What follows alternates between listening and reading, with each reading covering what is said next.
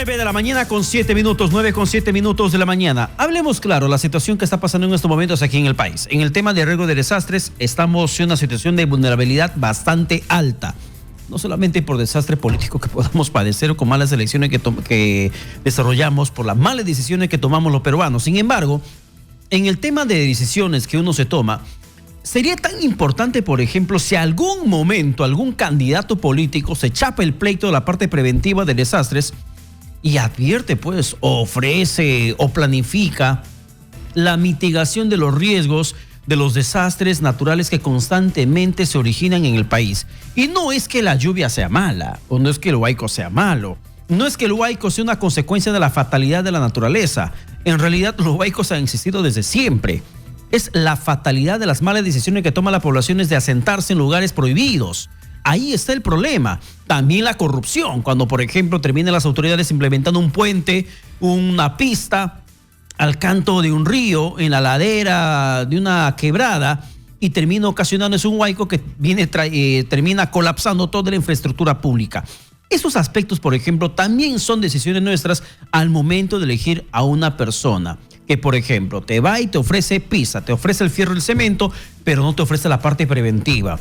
¿Cuántos planes de riesgo, de mitigación para evitar riesgo de desastres existen en estos momentos dentro del Centro Nacional de Estimación de Prevención y Reducción de Riesgos de Desastres, que es básicamente el nombre completo de CENEPRED? Este ente rector que tendría que básicamente tener toda la información, toda la base de datos de los planes de riesgos de los municipios, de los gobiernos regionales, municipios tanto distritales como provinciales, para evitar situaciones catastróficas que constantemente se vienen registrando, porque solamente tengamos en cuenta la información que tenemos de manera oficial sobre los saldos de desastres que se vienen registrando en estos momentos.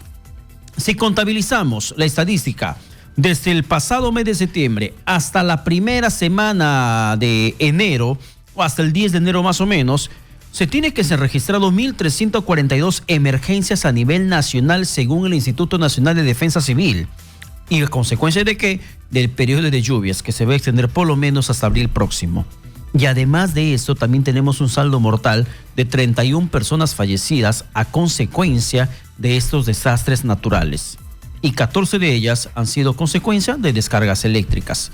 Esto, por ejemplo, si hablamos en la parte de mitigación de riesgo de desastres, entonces, ¿cuál es la información que tiene en estos momentos CENEPRED? Estamos con el jefe de esta entidad, el señor Juvenal Medina, quien es ingeniero, y además que en su momento ha tenido la parte, desarrolló labores dentro de INDECI. Y ahora vamos a la parte preventiva con CENEPRED en la base de datos, en la información que queremos compartir con todos ustedes. Señor ingeniero, ¿qué tal? Buenos días. Muy buenos días, Pedro. Muchísimas gracias por la oportunidad de tener este espacio de comunicación con el país, para poder dar a conocer un poco más de lo que es el Centro Nacional de Estimación, Prevención y Reducción de Riesgo de Desastres, CENEPRED, una entidad técnica hermana de INDECI, que ambas son responsables de promover e impulsar la gestión del riesgo de desastres en el país, ¿no? Siendo soportes de la PCM como ente rector. Ya, ingeniero Medina, en la parte teórica de la prevención, la parte teórica, les digo, hay una ley, la ley del SINAGER, del Sistema Nacional de Gestión de Riesgos de Desastres, que tendría que evitar justamente mediante planes de acción situaciones trágicas que constantemente estamos percibiendo que se registran en los últimos años en el país. Pero realmente, más allá de la teoría, ¿cuántos gobiernos locales han implementado sus planes? En realidad, aún son, digamos, pocos los gobiernos regionales y locales que han logrado implementar. Estamos hablando de implementar. ¿A consecuencia de qué? Porque una cosa es formularlo, ¿no? Tener el plan elaborado con el todas las documento. actividades del documento, y la otra es la implementación, es la puesta en práctica de todas las actividades que están previstas desarrollarse para poder cambiar el escenario de riesgo que ha sido identificado previamente. Entonces, vamos entonces por partes. ¿Cuántos gobiernos locales y regionales, si es que hay algún estimado de la información, han formulado al menos sus planes? En gobiernos regionales todos tienen sus planes. Ya. Sin embargo, aún están, como le digo, en proceso de implementación, por llevar a cabo. A nivel de gobiernos locales todavía el número es mucho menor, el porcentaje, diríamos sería un 30% de los gobiernos locales están con sus planes de prevención y reducción. ¿Han formulado? Formulados. O sea, hay un 70% que ni siquiera todavía están en proceso de formulación. Y eso es una tarea grande que estamos asumiendo como entidad para poder, digamos, hacer que la prevención de desastres entre en la cultura de la institución, entre, digamos, en la parte medular de la entidad que tiene como funciones promover un desarrollo seguro y sostenible. Pero ingeniero Medina, perdone que le interrumpa, ¿cómo es posible que no exista en este país tan expuesto al riesgo gobiernos locales coherentes con la necesidad de la población? Cuando, por ejemplo, situaciones que bien podrían ser aprovechados, que te da la naturaleza, como las lluvias, terminan siendo consecuencia, terminan siendo como causa de desastres. Existen en estos momentos, según la información que tenemos de las emergencias registradas, más de 1.300, 715 desastres registrados fueron a consecuencia de las lluvias intensas, 184 por granizadas, 166 por deslizamiento de tierra, 135 por inundaciones, 53 por huaicos, 50 por derrumbe de cerros, 20 por nevadas, 19 por tempestades eléctricas, y eso sin contar los saldos mortales que estamos indicando desde hace un instante. Entonces, si vemos situaciones como estas, ¿qué está pasando? ¿Por qué no hay el interés de los gobiernos locales para que puedan formular? ¿O es que no tienen el conocimiento, la institución, para que le asesore de manera inmediata y que formulen sus planes de acción? Lo que vemos es que hay una cultura reactiva en toda la sociedad peruana. Estamos más esperando el momento del evento para recién preocuparnos y empezar a movernos y trabajar más frente a la contingencia antes que la prevención y reducción de riesgos. Ese es el gran desafío que tenemos, porque no es suficiente atender, no es suficiente prepararnos para afrontar una emergencia como lo estamos haciendo hoy en día. Todos los gobiernos tienen sus planes de contingencia y están trabajando en el marco de las declaratorias de estado de emergencia porque ya tenemos el problema encima, pero esa intervención, si bien es cierto, es humanitaria y muy importante para aliviar el sufrimiento de las personas, no resulta suficiente. Por eso nosotros como entidad estamos tratando de trabajar de manera mucho más cercana con INDECI ahora para poder, en el marco de esa declaratoria de emergencia, iniciar un proceso de sensibilización. Hay 15 regiones. De revertir y cambiar ese estado de visión cortoplacista para poder promover en la entidad responsable, llámese gobierno distrital, provincial o regional, ya una planificación de abordar los riesgos de desastres. Ya, por ejemplo, yo le pongo un contexto real y concreto que conozco, porque lo he vivido bastante de cerca, en la región amazónica, en la región Loreto. Situación de desborde del río que se registra cada año, todos los años. No hay año que la gente no sepa que el río va a crecer. Y no hay temporada, no hay primavera, ni invierno, ni verano, ni siquiera otoño. Ahí hay creciente y vaciante. Y la gente sabe en qué meses viene la creciente y cuánto tiempo dura la vaciante. En este momento las lluvias están intensas en la región Loreto. Está en la temporada de creciente, los ríos están creciendo. La gente sabe que el río va a desbordar. Así es. La gente sabe que el río va a desbordar, pero sigue viviendo en las zonas aluviales, en las zonas inundables. Y a pesar de eso, llega el gobierno regional y declara emergencia. Pero si la gente sabía que se va a inundar su zona, porque año tras año se registra eso, pero va otra vez el gobierno regional y declara en emergencia. Va INDECI y declara emergencia a través de la PCM. Pero si son situaciones recurrentes, yo no me explico cómo es que año tras año es como que te tropiezas con la misma piedra, pateas la misma piedra todos los días a pesar que lo estás viendo. ¿Por qué sucede esto, ingeniero? Eso es una reflexión muy necesaria, muy importante para poder ver la efectividad de nuestra intervención. ¿Cuánto estamos cambiando el escenario de riesgo con todo cuanto lo que venimos haciendo? Y eso es algo que vamos a percibir de que, si bien es cierto, aliviamos situaciones, pero el escenario de riesgo sigue intacto. Claro. E incluso sigue creciendo. ¿Por qué? Porque hay crecimiento de población. Y la gente sigue habitando esos lugares. Exactamente. Entonces, ahí es donde tenemos que trabajar duro y ese es el gran desafío que tenemos como entidad, de poder hacer que cada entidad del sistema, conformante del Sistema Nacional de Gestión del Riesgo de Desastres, y ahí tenemos más de 2.000 entidades que conforman el sistema, entre gobiernos distritales, que son 1.860 y tantos, 190 y tantos provincias, 25 gobiernos regionales, entonces más los sectores y las OPDs, ¿no? Todos ellos tienen una misión, una función y una responsabilidad de promover la prevención y reducción del riesgo de desastres. Y con ello vamos a trabajar de manera más directa, más cercana para poder hacer que no estemos solamente, digamos, pensando en la emergencia, sino más bien estemos ya mirando cómo cambiar ese escenario de riesgo para que el saldo de nuestra intervención sea que sea menos vulnerable, haya mayor seguridad, haya una mejor planificación de la inversión para que estas zonas puedan salir poco a poco de esa situación. Ahí justamente también quiero llegar. En el tema de la planificación de la inversión, por ejemplo, hice una investigación hace unos años atrás en la ciudad de Iquitos, solamente en la ciudad de Iquitos. Los gobiernos locales, que son 4 distritos de Iquitos como ciudad metropolitana, Belén, San Juan, Punchana e Iquitos propiamente dicho. Solamente en esos 4 gobiernos locales se habían gastado 20 millones de soles en los últimos 4 años que había hecho la investigación para que compren madera redonda, tablas, clavos, listones, para que hagan puentes peatonales temporales.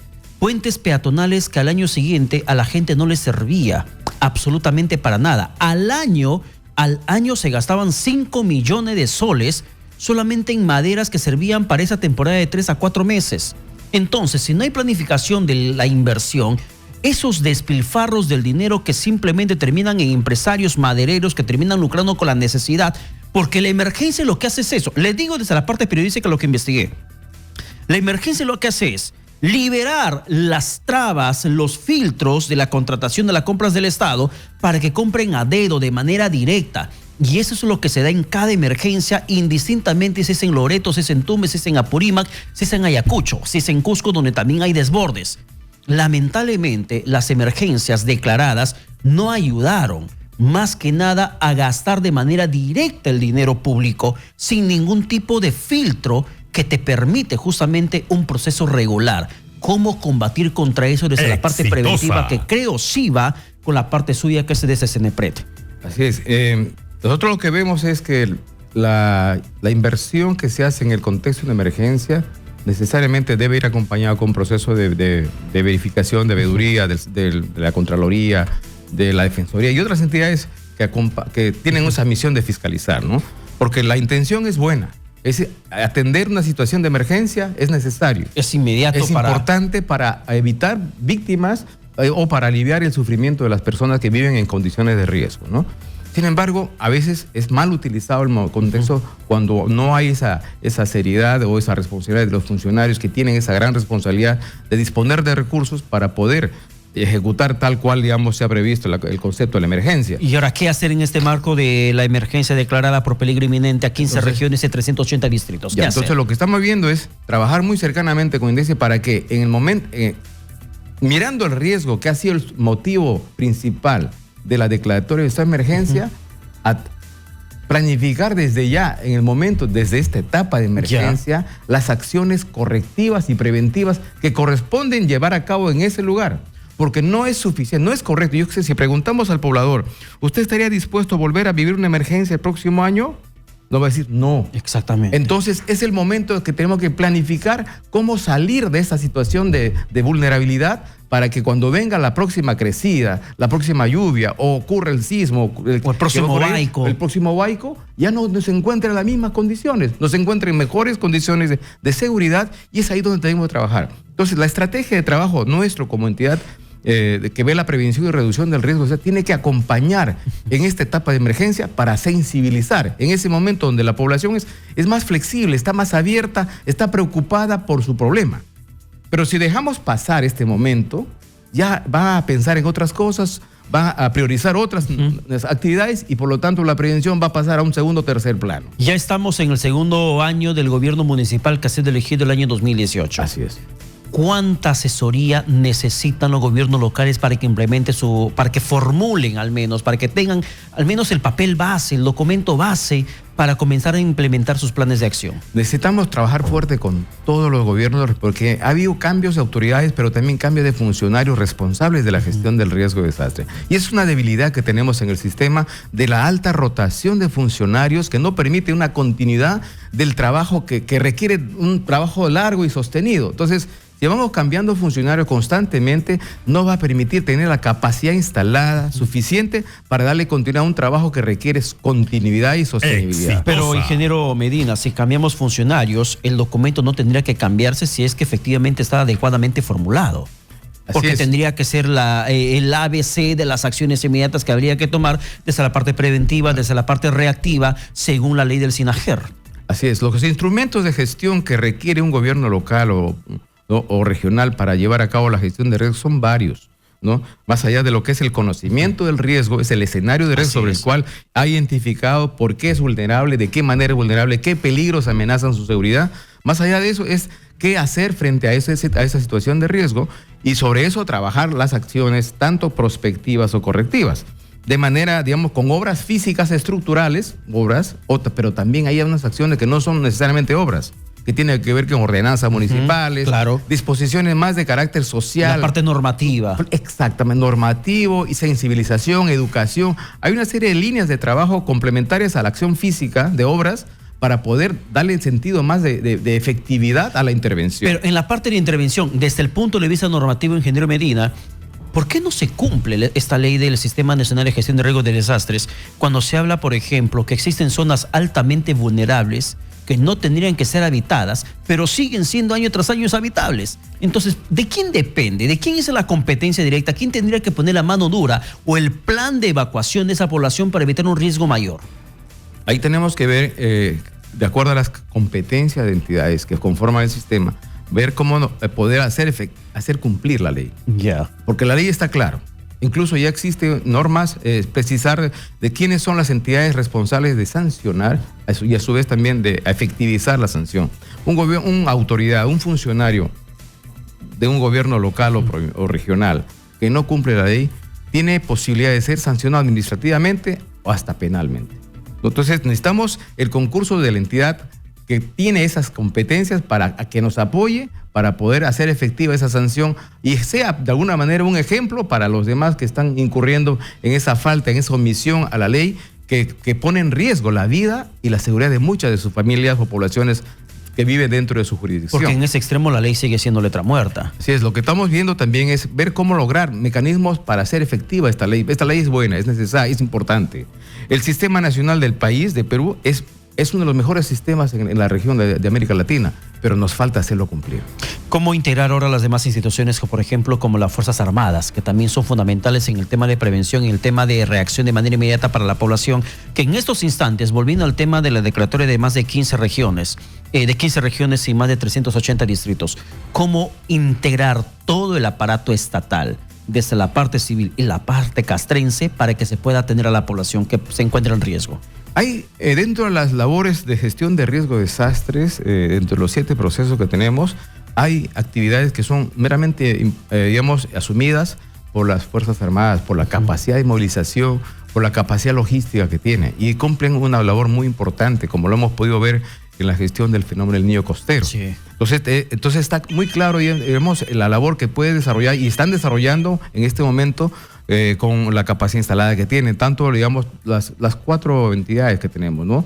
Digamos, el Ejército, la Marina, la Aviación, la Policía Nacional y además las otras entidades de primera respuesta que están atendiendo y asistiendo y acompañando a la labor de atención de emergencias en el país. Y ahí están centradas, digamos, las principales funciones que nos pueden ayudar en el marco del sistema. Incluso dentro de la parte interna del país, en la parte sierra, la parte selva, el rol de la Marina es fundamental, desde su área de hidrografía, que conocen, estudian constantemente el flujo del agua del río, las erosiones que se van generando, te pueden emitir advertencias y a formular planes justamente de acción en una elaboración de mapa de riesgo, sabiendo dónde va a estar posiblemente la población más afectada, un escenario de desborde bastante fuerte que se puede registrar. Exacto. Ingeniero Medina, vamos con llamadas telefónicas, por favor. Yo quiero saber qué es lo que opina la gente sobre la situación que estamos pasando en el país con las emergencias constantes que estamos padeciendo año tras año. Hola, buenos días.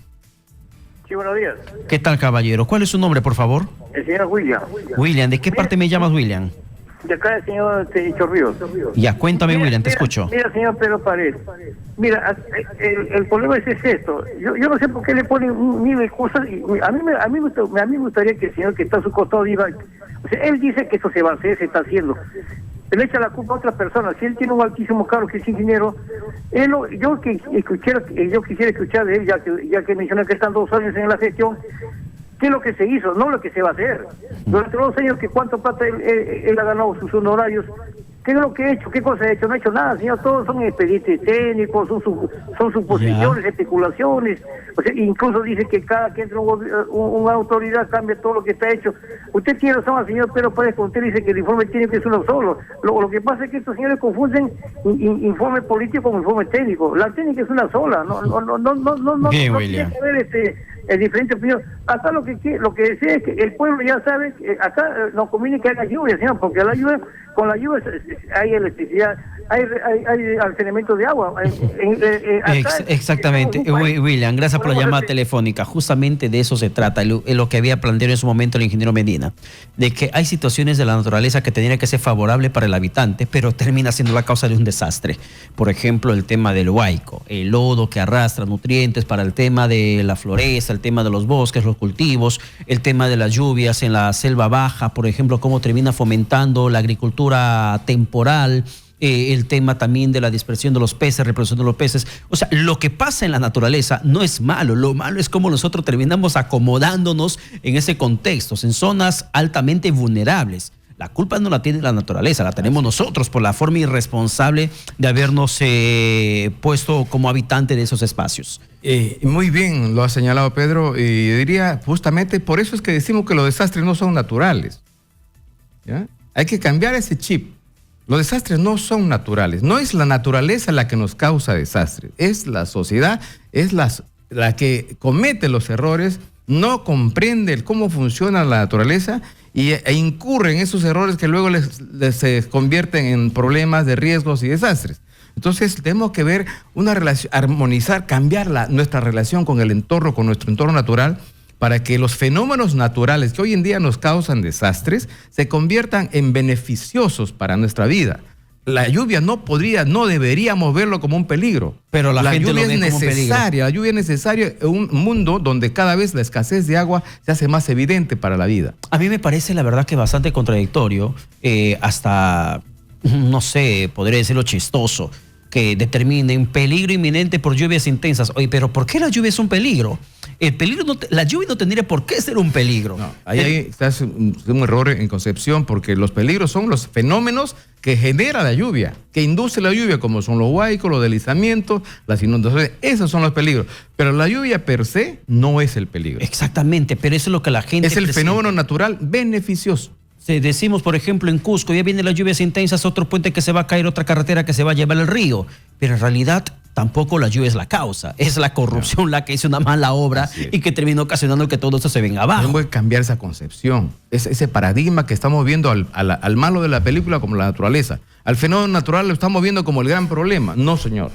Tenemos que mirar de otra manera. Los fenómenos naturales no son los culpables de los desastres. Los desastres son propios de la sociedad. Y desde CENEPRED, ¿cuánto se puede cambiar esto? Estamos en esa misión, justamente trabajar de manera más directa con una estrategia, no solamente, digamos, hacer que los sectores incorporen dentro de su planificación operativa, su planificación estratégica, la prevención, las acciones orientadas a prevención y reducción de riesgos de desastres, igualmente en los gobiernos regionales y locales, pero también en una estrategia de comunicación. Necesitamos hacer que este concepto de la prevención sea mejor comprendido y ver que es rentable, es positivo invertir, trabajar en prevención, aunque no tenga efectos inmediatos visibles como son algunas otras acciones, porque probablemente no vende. Es que la parte preventiva tiene que ser el cambio de pensamiento de la gente. Así es. Entonces, de una manera estructural, poder incorporar esas acciones que luego van a generar el estado de la prevención. La prevención es una acción per se.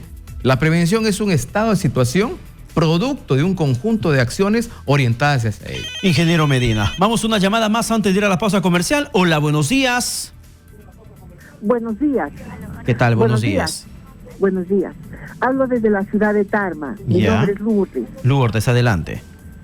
Sí, tengo que hacer también de recalcar, ¿no? E incidir que es importante que el señor que viene participando haga de conocimiento que aquel alcalde que no cumple con su función de lo que es el prevención de riesgos y desastres y está ocasionando y hay inundaciones, es vacancia inmediata. Tendría que incorporarse. De confusiones. Sí. Y eso tiene que hacer conocer el señor que está participando ahorita. No hay necesidad que el alcalde sea declarado vacante solamente por muerte, por licencia o por falta por de incapacidad manera temporal. Exacto. Bien, bien, muchísimas gracias, Lourdes. El tiempo nos ha ganado. Efectivamente, yo le agradezco la intervención del oyente, porque justamente lo que buscamos es ahora que los que van a asumir esta función, son elegidos autoridades, están asumiendo una responsabilidad mayor en lo que es gestión de riesgo de desastre. Es decir, gestionar un territorio, un distrito en el país significa hacer gestión del riesgo de desastre. No solamente es poner fierro y cemento. No. Tiene que entender bien la realidad física, ambiental y social de su territorio para poder mejorar su planificación e invertir bien y hacer que la prevención sea una herramienta que le da sostenibilidad a sus inversiones. Entonces, hay sanciones ya establecidas y es necesario difundirlas para que las autoridades puedan saber a qué se atienen el hecho cuando no ejecutan, cuando no desarrollan actividades tanto de prevención y reducción de riesgo, cuando no cumplen la norma. O en todo caso las instituciones llamadas a hacerla cumplir, que Así tampoco es. están cumpliendo su función. Y en ese sentido también es que estamos trabajando cercanamente con la Contraloría, con el Ministerio Público, con la Defensoría del Pueblo, que son los aliados que nos deben ayudarnos para que los funcionarios que incurren en falta, en omisión de funciones, sean, digamos, meritorios de una sanción como corresponde de ley. Ingeniero Juvenal Medina, muchísimas gracias por estar con nosotros. A usted las gracias y esperemos que